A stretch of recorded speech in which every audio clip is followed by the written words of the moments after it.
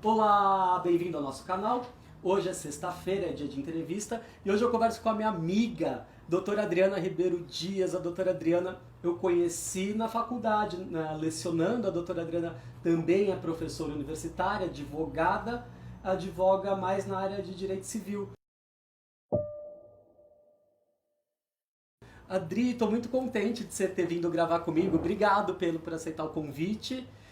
E estou super contente de ter você aqui, que eu sei que você estava guardando a pandemia, aguardamos as vacinas, né? Para hoje a gente estar aqui. Muito obrigado por ter vindo.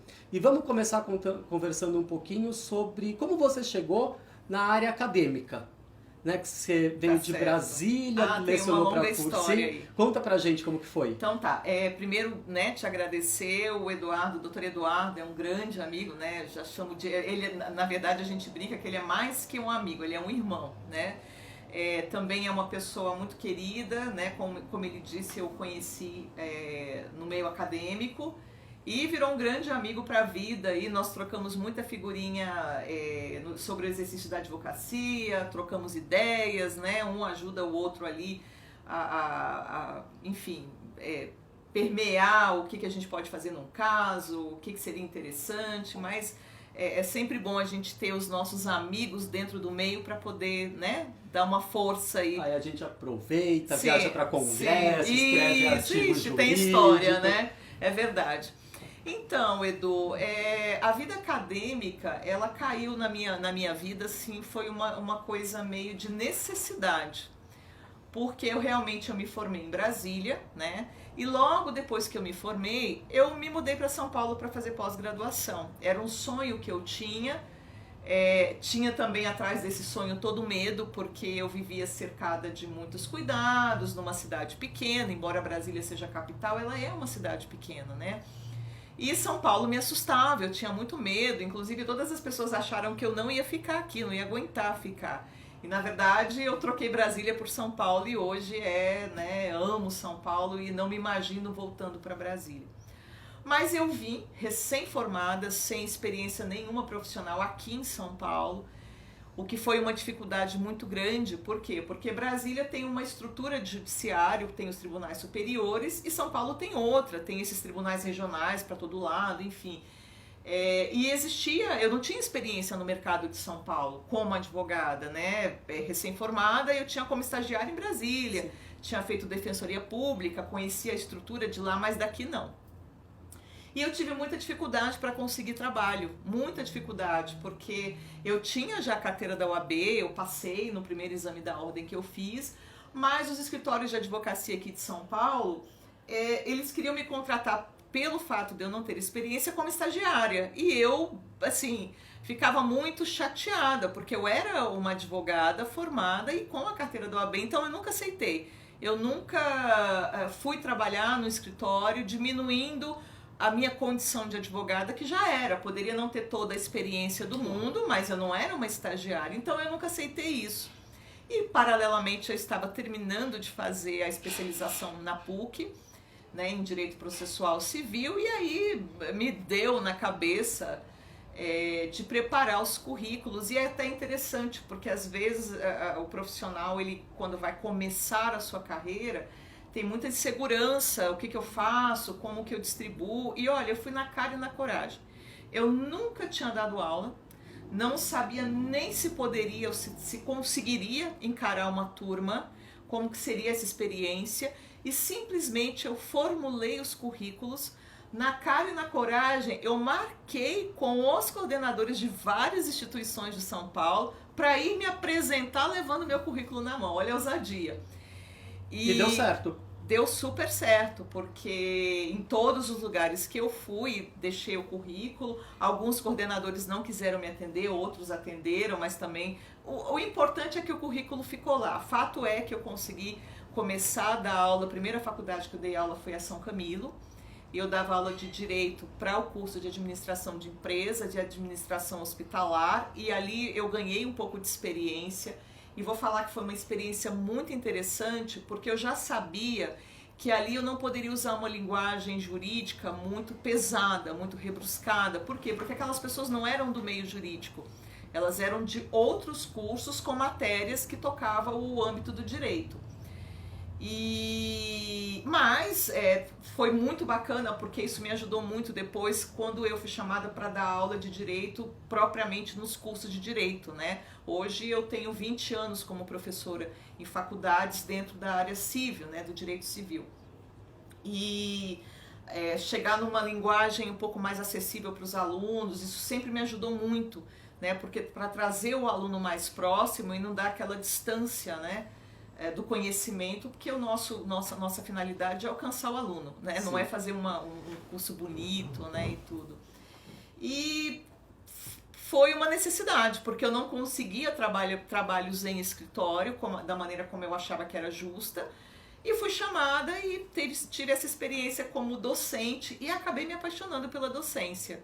Você contou que assim que você veio para São Paulo, você teve experiência na defensoria, ainda em Brasília. Ainda em Brasília. Essa experiência foi positiva? Nossa, foi maravilhosa. A experiência que eu tive na defensoria pública, primeiro que para aquele estudante de direito, foi enquanto estagiária, né? Você passa a ter um contato com uma realidade muito diferente da sua, porque você está atendendo pessoas carentes. Eu lembro que 2 casos que eu nunca esqueci, eram pessoas que precisavam de uma determinada proteção jurídica e a demanda teve sucesso. E eu lá na defensoria pública toda arrumadinha, né, porque principalmente aquele sonho que a gente tem, né, e o senhor era um açougueiro e ele veio me trazer um pedaço de carne de sol, eu lá na defensoria pública, e era um presente. Um presente. E eu me senti assim muito feliz por ter ajudado aquela pessoa e vou falar, olha, eu fiz uma paçoca com aquela carne de sol que ficou maravilhosa. Que delícia. Né? Então é interessante. E assim, não só interessante, você vê que você ajudou, né? E fora que aquela primeira experiência de atuação com um cliente, né? Porque ele é um cliente da Defensoria Pública e você ali está como estagiário representando, né? Você passa no concurso para atuar ali como estagiário. Então, assim, foi bem gratificante, sim. E o interessante é que na defensoria você acaba trabalhando com um leque de ações, né? Com vários assuntos. Eu sempre falo, quando algum acadêmico de direito pergunta, devo fazer defensoria? Eu falo, faça porque você aprende bastante, né? E você está confirmando. Eu também, enquanto docente, sempre aconselhei os alunos a fazer defensoria. E fora que além de você fazer e aprender, você está fazendo bem para alguém que não poderia, né, pagar para ter um advogado, né? Então realmente e um contato realmente com outras realidades, porque não são todos, obviamente, mas muitos alunos de direito não têm noção do que é. E assim, quando eu falo não tem noção, dessa questão do acesso à justiça, né? O acesso à justiça, a justiça é uma coisa cara. Sim. Passando pelas custas, pela contratação do advogado, e ali você está no momento verificando aquelas pessoas que não têm acesso, né? Que não podem pagar um advogado, não podem pagar umas custas de processo, sequer sabe como funciona o Poder Judiciário. Então é uma experiência enriquecedora mesmo. Para mim foi maravilhosa. Muito bem. Hoje você leciona, advoga, tem uma página no Instagram que é o Tutoria Jurídica e você também faz um trabalho de mentoria quando querem alguma coisa mais exclusiva. Você faz uma mentoria individualizada. Isso. Fala um pouquinho da sua página do Instagram, desse trabalho de mentoria. Bom, a minha página do Instagram é @tutoria e apoio jurídico. Qual foi a ideia dessa página? Eu queria continuar sempre próximo dos alunos. Como eu dou aula há muitos anos, eu comecei a dar aula em 2002, tem bastante tempo que eu dou aula, bastante tempo mesmo. E fazer uma página com conteúdo, ela não é especificamente um conteúdo voltado para advogados, eu faço coletâneas de várias páginas, jurisprudência, STJ, TJ, STF, então na verdade é uma coletânea de coisas interessantes que eu acho, e pincelo ali todos os dias algumas informações, pílulas de conhecimento para os alunos. Então a ideia do tutoria não foi alcançar um mercado de de advogados, foi alcançar os meus alunos para que a gente pudesse sempre continuar tendo contato. Reencontrar esses alunos de 20 anos de carreira. Isso, aí volta e meia eu coloco alguma coisa, aí vem alguém e comenta, nossa, professora, eu lembro dessa aula, então assim, a ideia é essa. E o Mentoria, na verdade, também foi uma ideia de ajudar os alunos que querem fazer o AB. Tá? Mas também ele é aberto para alguém que queira fazer um concurso público. Então, na verdade, o que eu faço ali no tutoria é preparar, eu não dou aula, né? Sim. Na verdade, eu preparo uma rotina de estudo para os alunos. Eu apresento naquele concurso específico, por exemplo, a OAB, o que cai mais na prova de constitucional, prova de direito civil, direito administrativo, quais são as matérias que você precisa estudar mais, as matérias que você precisa estudar menos. Então, como você vai estudar, porque eu acho que o aluno tem essa dúvida, né? Eu vejo muito aluno focando única e exclusivamente no estudo. Eu vou ficar assistindo vários vídeos que eu encontrar pela internet. Não é bem por aí, porque a OAB, por exemplo, especificamente, tem questões que estão... É o código, né? A lei seca. Então, a gente faz um estudo, uma proposta para o aluno de segmento de estudo, né? Então, quantas horas ele tem que estudar de cada matéria, a sequência de matéria, e por onde, de que forma estudar. Um planejamento, né? Para ele estudar. Um planejamento. Então, se um tempo para doutrina, um tempo para lei seca, um tempo para assistir também os vídeos, porque tem muitos vídeos interessantes. Então, a gente trabalha dessa forma. E na advocacia? Nesses tempos de pandemia, de advocacia online, o que você tem mais feito? O que estão te procurando mais no seu escritório? Puxa, então, Eduardo, eu tenho tido causas em todas as esferas, assim, né, do direito civil. Teve muito direito de família, né, a pandemia, ela trouxe uma situação aí de as pessoas terem que conviver obrigatoriamente, né? Muitos escritórios fechados e uma convivência que muitas vezes os casais não tinham, seria uma convivência noturna e aos finais de semana, e as pessoas passaram a dividir a responsabilidade no mesmo teto, com filhos e trabalho. Então a gente teve muitos casos, né? O meu escritório teve muito caso de divórcio, né? Então as ações corriqueiras ali de alimentos, guarda, tudo relacionado à dissolução de uma família. Né? Muito direito sucessório, né? Porque a pandemia ela trouxe aí o falecimento de muitas pessoas, né? Nós tivemos e temos cada dia um número mais triste, né? Nós estamos beirando aí 580 mil mortos, não sei se já passou disso. Então, bastante processo de inventário também, seja judicial ou então extrajudicial, quando a lei permite. Tive bastante casos, então direito de família e direito sucessório, e também na parte do direito contratual, né? As pessoas que muitas vezes por conta da pandemia perderam empregos ou tiveram contrato de trabalho suspenso e tinha algum outro contrato que requeria um pagamento mensal, então algumas revisões, principalmente renovação de contrato de aluguel, né? Os índices estavam altíssimos, as pessoas sem receber, então a gente teve um bom campo. Eu vou ser bastante sincera, foram anos de muito trabalho. Esse ano então está mais ainda. Em tempos de crise, em tempos de problema, a gente é contratado para resolver os problemas. Exatamente. Né? O triste é que assim, tem os problemas, não tem dinheiro, né? Exatamente. As pessoas precisam, mas às vezes a condição financeira na crise é complicada. É verdade. Mas o nosso trabalho aumenta, né? É verdade. E você sentiu esse reflexo no seu dia a dia? Muito. Esse ano, então, o ano passado eu já trabalhei bastante. Lógico que nos primeiros meses da pandemia todo mundo se assustou, eu acho que deu uma parada geral, né? Mas passado ali os 3, 4 primeiros meses, depois a coisa deslanchou e esse ano, então, tem uma demanda muito grande de trabalho. E óbvio que vem dessa ideia da pandemia, assim, sem dúvida. Eu e a doutora Adriana, nós temos uma obra escrita juntos, que é uma obra que trata sobre o direito de assistência àquele que já está no fim da vida, numa doença terminativa, de ter um direito de conforto. Eu vou pedir para colocar aqui a página do nosso livro, que está comercializado na Amazon, e tem o link para quem quiser comprar. Desse tema, né, da qualidade de vida para o doente terminal, você ainda está se dedicando a esse estudo?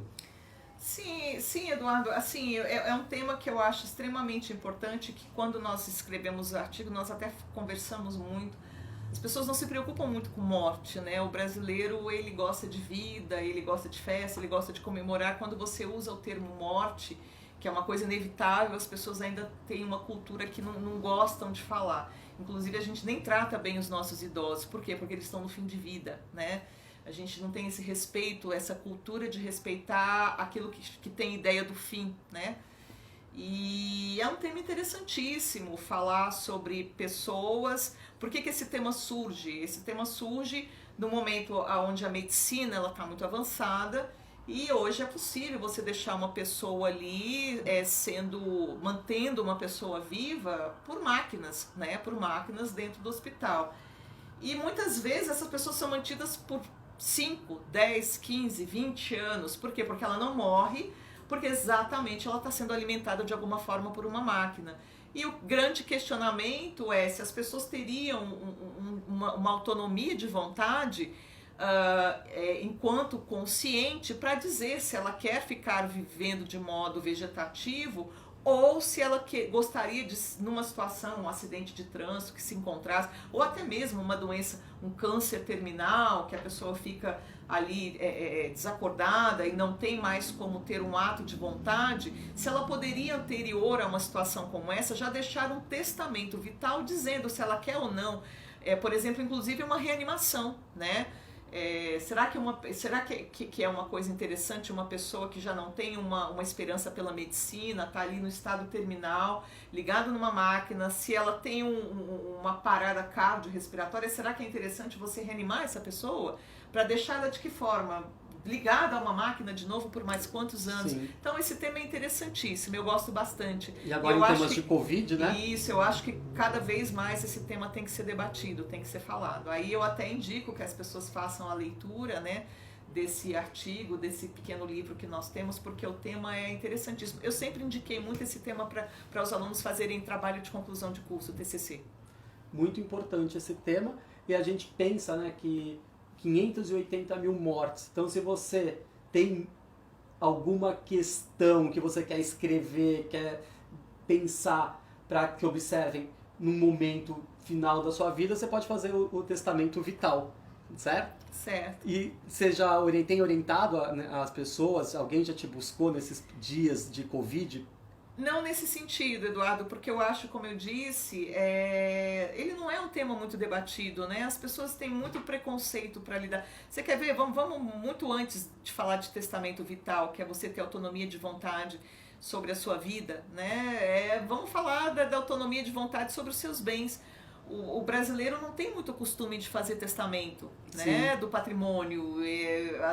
A maioria das nossas sucessões, elas são sucessões sem testamento, né? Sucessão legítima, onde o legislador vem e impõe uma vontade, né? Sim. E a parte acaba se submetendo e muitas vezes nem era aquela vontade da pessoa que morreu. Mas por quê? Porque pela falta de conhecimento. Eu acho que o brasileiro ele não gosta de despender, porque para você fazer um testamento é um ato antes da morte, né? Que vai produzir efeitos com a morte, mas você tem que fazer ele antes. E as pessoas não gostam muito de discutir, isso é um pouco tabu. E então, você imagina então falar de morte, né? Se eu vou querer ser desligado de um aparelho ou não, enfim, se eu vou querer uma terapia ou não, né? O importante é você saber que isso existe. Exatamente. E se você quiser, você pode fazer, que como a doutora Adriana disse, é pouco discutido, mas existe. Existe essa possibilidade, sem dúvida. É uma escritura pública, né, inclusive. Muito bem. Tá certo? Antes da gente encerrar, eu quero pedir para você deixar uma mensagem para quem está nos assistindo. Eu gostaria então de agradecer, né, esse momento que a gente pôde falar um pouco da minha experiência profissional, e se alguém tiver alguma dúvida, alguma questão, pode me procurar. O doutor Eduardo, eu falo Eduardo porque já é um amigo, é um irmão, e assim, ele também tem bastante orientação para quem quiser aí, né? E também dentro da área jurídica, né, da nossa atuação como advogado, quem tiver alguma dúvida, a gente se coloca à disposição. E te agradecer grandemente, esse convite já tinha sido feito, eu acho que eu tive a honra, me corrija se eu estiver errada, de ser uma das primeiras convidadas a fazer a gravação. Estou te esperando desde março. Nossa, eu sei que eu fui uma das primeiras, mas não foi culpa dele, fui eu que recusei, porque a gente estava no auge da pandemia, né? E eu, graças a Deus, consegui fazer bastante trabalho em home office. Eu tô saindo de casa, acho que a partir de maio desse ano foi quando eu comecei a sair mais. Mas eu falei que ia chegar, né? E a chegou. hora e chegou. Né? Muito então, bem. Muito obrigada para quem nos ouve. Um grande beijo, um grande abraço e gratidão, tá? Isso aí. Gratidão. E se você gostou dessa entrevista, clique no sininho das notificações, me acompanhe nas redes sociais e compartilhe. Obrigado. Obrigada, Gratidão. Edu.